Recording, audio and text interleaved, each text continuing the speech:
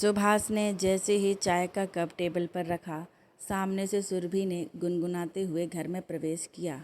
आओ बेटा, चाय पी लो। सुरभि की माँ रंजना ने उसे आवाज़ दी। नहीं माँ, मैं अपनी सहेली पारुल के साथ चाय पीकर आई हूँ, सुरभि ने कहा और सीधे अपने कमरे में चली गई। तुम्हें इसका व्यवहार कुछ अलग सा नहीं लग रहा? सुभाष ने रंजना से पूछा। हाँ, जब से ससुराल से आई है तब से कुछ बदली बदली सी तो है, कुछ लापरवाह और मनमाना सा व्यवहार कर रही है, रंजना ने जवाब दिया। हाँ, मैं भी देख रहा हूँ सुरभि में आए इस बदलाव को। सबका ध्यान रखने वाली और कायदे से काम करने वाली हमारी बिटिया अचानक स्वच्छंद सी हो गई है, जैसे अपने अलावा किसी दूसरे की कोई मतलब ही नहीं है उसे। 4-5 दिनों से देख रहा हूँ, सौरभ से भी बात करते हुए नहीं दिखती, वरना पहले जब भी घर आती थी तो दिन भर में सौरभ के 4-5 फ़ोन आ जाते थे। आजकल मैं थोड़ा इसके मन की टोह लेनी पड़ेगी, सुभाष चिंतित स्वर में बोले। सुरभि सुभाष और रंजना की इकलौती बेटी थी। शहर में ही उसका ब्याह हुआ था। पति सौरभ के अलावा घर में सास भी थी। 1.5 बरस हो गया उसके ब्याह को। सुरभि सबका मन रखकर चलने वाली थी, सबका ध्यान रखती थी। साल 6 महीने सब ठीक रहा। पिछले कुछ महीनों से सुरभि उखड़ी हुई सी लगती, पर जीवन में उतार चढ़ाव आते ही रहते हैं, यही सोचकर सुभाष और रंजना ने कभी व्यर्थ में उसे कुरेदना ठीक नहीं समझा। गृहस्थ जीवन में थोड़ी बहुत खटपट तो चलती रहती है, लेकिन इस बार सुरभि का व्यवहार देखकर दोनों चिंतित हो गए। सुरभि पूरी तरह बदल गई, ना किसी काम को हाथ लगाती, ना किसी की खोज खबर लेती, बस मनमौजी की तरह घूमती रहती। उसका कमरा भी अस्त व्यस्त पड़ा रहता है। पहले तो उसका कमरा एकदम साफ सुथरा और करीने से था। मजाल है कि एक तिनका भी यहाँ से वहाँ हो जाए। कपड़े, किताबें, बिस्तर सब तरतीब से सजा रहता, और अब गीला तौलिया पलंग पर पड़ा रहता है। किताबें, कपड़े सब बिखरे हुए हैं, चादर तक तह करके नहीं रखती। यह सब उसके मन की किसी अव्यक्त परेशानी को व्यक्त कर रहा था। कुछ तो ऐसा हो रहा था जो उसके मन के विरुद्ध था, और वही उसके उल्टे व्यवहार द्वारा बाहर आ रहा था। सुभाष देर तक सोच में डूबे सुरभि के व्यवहार का अवलोकन करते रहे। सबका ध्यान रखने वाली, करीने से काम करने वाली, सफाई पसंद उनकी बिटिया सुरभि को कभी कुछ विशेष सिखाने की आवश्यकता नहीं पड़ी। हर काम को करीने से करने का उसमें ईश्वर प्रदत्त गुण था। कभी किसी भी काम को वह एकदम परफेक्ट ढंग से करती थी। काम में जरा भी इधर उधर या लापरवाही उसे बर्दाश्त नहीं होती थी। कई बार तो वह अपनी माँ के काम में भी कमियां ढूंढ लेती थी। तब रंजना हंसकर कहती, हाँ, गुरु गुड़ रह गया और चेला शक्कर हो गया। अब उसी सुरभि का काम के प्रति ऐसा लापरवाह रवैया, जरूर कोई बात है। दूसरे दिन शाम को सुभाष सुरभि को अपने साथ सैर पर ले गए। थोड़ी देर टहलने के बाद वे दोनों एक पार्क में जाकर बेंच पर बैठ गए। आसपास बहुत से लोग टहल रहे थे। पेड़ों पर पक्षी अपने अपने घरों में वापस आकर एक आनंदपूर्ण कलरव कर रहे थे।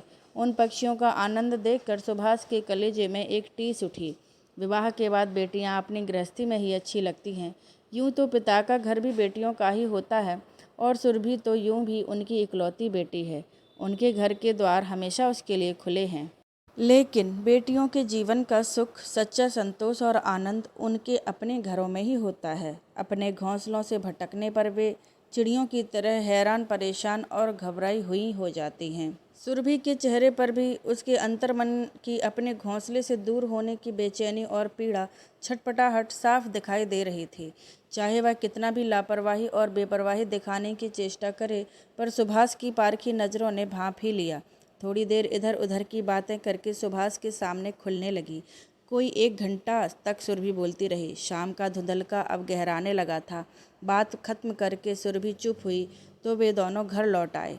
रात को खाना खाने के बाद सुभाष और रंजना छत पर जाकर टहलने लगे। दोनों के बीच सुरभि को लेकर बात होने लगी। रंजना ने बताया कि जब सुभाष और सुरभि घूमने गए थे तब सौरभ का फ़ोन आया था। विनती कर रहा था कि हम सुरभि को समझाएं, घर की छोटी छोटी बातों को तूल देकर अपने जीवन में व्यर्थ तनाव न भरने दे। तब सुभाष ने बताया कि सुरभि किस बात से परेशान है। दरअसल परेशानी सुरभि और उसकी सास के बीच में है। सुरभि को अपने आप पर बहुत ज़्यादा भरोसा है कि वह हर काम को बहुत ज़्यादा अच्छे ढंग से करती है और हर काम में परफेक्ट है। सुरभि का अपने आप पर यह भरोसा गलत भी नहीं है, पर उसके काम के तरीके में हस्तक्षेप करके उसकी सास ने सुरभि के मन में लगातार खींच पैदा करके अब उसके भरोसे को अहंकार में बदल दिया है। उसकी सास अब तक हर काम अपने तरीके से करती आई थी। वो चाहती हैं कि सुरभि घर गृहस्थी का काम उनके तरीके से करे, घर में सब उसी ढंग से चलता रहे जैसा अब तक चलता आया है। लेकिन सुरभि अपनी गृहस्थी अपने तरीके से चलाना चाहती है। गलती किसी की भी नहीं है, पर फिर भी आपसी सामंजस्य और धैर्य की कमी रिश्तों में खिंचाव पैदा करती है। मामूली सी बात पर अपने अहम के कारण दोनों अपने घर और रिश्तों के बीच खुद ही दरार उत्पन्न कर रहे हैं। ये दरार अगर बहुत ज़्यादा बढ़ गई तो इसे भरना मुश्किल हो जाएगा। इसके पहले कुछ तो उपाय करना होगा। दूसरे दिन नाश्ता करने के बाद सुभाष कुछ बात करने के इरादे से सुरभि के कमरे में गए तो देखा सुरभि अपने लंबे घने बालों को सुलझाते हुए बुरी तरह झल्ला रही है। क्या हुआ बेटा, क्यों इतना चिड़चिड़ा रही हो? सुभाष ने प्यार से पूछा। उसके लंबे बालों में जगह जगह गांठें पड़ी हुई थीं।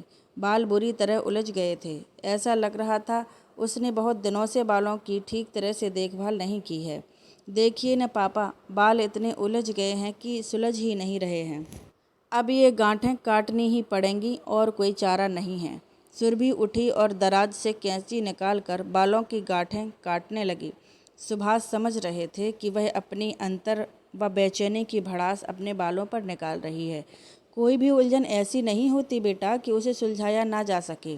हर समस्या का समाधान होता है। अगर समय रहते ही उलझन को सुलझा लिया जाए तो गांठें बनने ही नहीं पाती। अगर ऐसे ही गांठें काटती रहीं तो एक दिन बाल ही नहीं बचेंगे। धैर्य से हर गांठ सुलझ जाती है। सुभाष ने कंघा हाथ में लिया और धीरे धीरे सुरभि के बाल सुलझाने लगे। बेटा, उलझन चाहे रिश्तों में हो या बालों में, उन्हें समय से और धैर्य से सुलझाना चाहिए, नहीं तो गांठें बन जाती हैं। यदि सुलझाने की बजाय बाल काटने की प्रवृत्ति रखी तो बालों की तरह ही रिश्ते भी एक दिन खत्म हो जाएंगे। काटना किसी गांठ से छुटकारा पाने का तरीका नहीं है, नुकसान अपना ही होता है।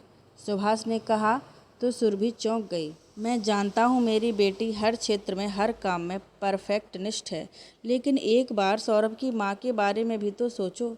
वो 30 सालों से अपने घर को अपने तरीके से चलाती आ रही हैं। अब एकदम से तुम उनके सारे तरीकों को नकार कर हर काम अपने तरीके से करना चाहोगी तो उन्हें कैसा लगेगा? रिश्ते आपसी सामंजस्य और सम्मान से मजबूत होते हैं और ज़िंदगी भर खुशहाल रहते हैं, सुभाष ने समझाया। लेकिन पापा, उन्हें भी तो मेरी भावनाओं का सम्मान करना चाहिए ना, सुरभि बोली। अगर सम्मान पाना है तो पहले सम्मान देना सीखो। माना तुम्हें लगता है कि तुम्हारे काम करने का तरीका ज़्यादा सही है, लेकिन एक बार अगर उनका मन रखने के लिए उनके बताए अनुसार काम कर लोगी तो छोटी नहीं हो जाओगी। हो सकता है तुम्हें लगे कि सचमुच उनका तरीका ज़्यादा अच्छा है, और अगर सच में तुम ज़्यादा अच्छा काम करती हो तब भी इस बात का एहसास उन्हें उनकी भावनाओं को ठेस ना लगे, इस बात का ध्यान रखते हुए धैर्य से करवाओ। एक दिन तो उन्हें समझ आ ही जाएगा। लेकिन इस तरह यदि जल्दबाजी में अपने अहम को सर्वोपरि रख कर धीरज खोती रहोगी तो जीवन में सब कुछ खो जाएगा। सुभाष ने सुरभि के सारे बाल सुलझा लिए थे और उसे पता भी नहीं चला। यह देखो बेटा, धैर्य से सुलझाने पर सारी गांठें भी सुलझ गईं और दर्द भी नहीं हुआ। कहते हुए सुभाष ने सुरभि के बाल गूंथ कर चोटी बना दी और अपने कमरे में चले गए। शाम को सौरभ और उसकी माँ सुभाष और रंजना के घर आए। सुभाष थोड़ा शंकित हो गए। तभी सुरभि ड्राइंग रूम में आई। उसने आते ही अपनी सास के पैर छुए तो उन्होंने उसका माथा चूमकर उसे गले से लगा लिया। सौरभ भी खुश दिखाई दे रहा था। सुभाष थोड़ा निश्चिंत हुए। तब बातों ही बातों में पता चला कि सुरभि ने ही दोपहर को फ़ोन करके उन्हें खाना खाने बुलाया था। खाना खाने के बाद सुरभि उन लोगों के साथ घर वापस जा रही थी। माँ, मैं पापा को अपने हाथ से बेसन के गट्टे की सब्जी बनाकर खिलाना चाहती हूँ, लेकिन मुझसे आपके हाथों जैसा स्वाद नहीं आता। चलिए ना, मुझे बता दीजिए ना कैसे बनाऊँ, सुरभि अपनी सास से बोली। अरे बेटा, तुम भी अच्छी ही बनाती हो, चलो दोनों मिलकर बनाते हैं, सास प्रसन्न होकर बोली और खुश होकर सुरभि के साथ रसोई में चली गई। रंजना ने सुभाष की ओर देखा और दोनों मुस्कुरा दिए। दोनों सौरभ से बातें करने लगे।